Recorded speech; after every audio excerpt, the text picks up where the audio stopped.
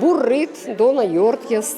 Яна Мальгина уверенно и четко выговаривает на коми. Здоровается, прощается. За 2 месяца научилась знакомиться, поздравлять и даже считать. Для человека, кто ранее вообще не знал коми язык, это большое достижение за такой короткий период. У меня дедушка, бабушка, деревенские люди коми. И мне бы хотелось вернуться к корням, что ли, научиться, приобщиться к культуре коми. Детский врач, инженер, предприниматель, руководитель подразделения, продавец, айтишник, представители разных профессий и возрастов сели за парты. Занятия 2 раза в неделю, а еще и домашние задания надо было выполнять. Все как в школе, строго и по расписанию. Несмотря на занятость, на работе и дома нарушителей дисциплины не было. У нас группы переполнены. Вот, например, эта группа мы сегодня вручаем только одной группе. На первое занятие пришли 30 человек, заканчивая 28.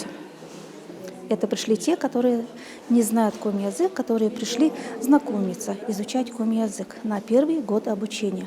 Таких групп у нас несколько, очных 2 группы.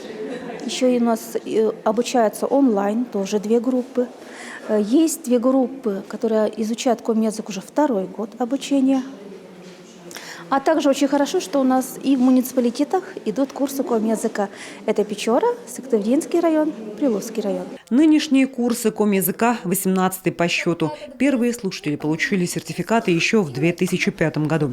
С каждым разом желающих научиться говорить или вспомнить, что узнал ранее, становится все больше. Очные и онлайн-курсы прошли уже более 1000 человек. Вот эти курсы коми-языка абсолютно уникальное явление в нашей жизни. Почему я так говорю? Потому что на разных этапах мы сталкиваемся с разными группами людей, которые выражают большой интерес к изучению коми-языка.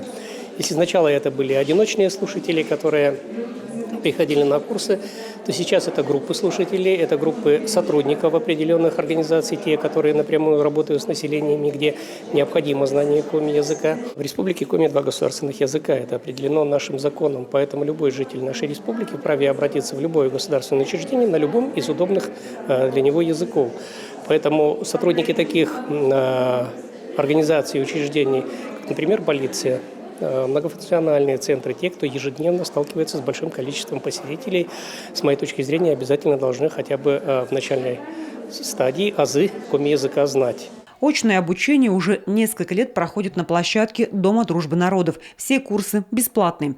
Для тех, кто не может найти время, но очень хочет изучать коми-язык, есть тоже такая возможность. Специалисты Министерства национальной политики организовывают онлайн-уроки. В работу подключают и опытных преподавателей.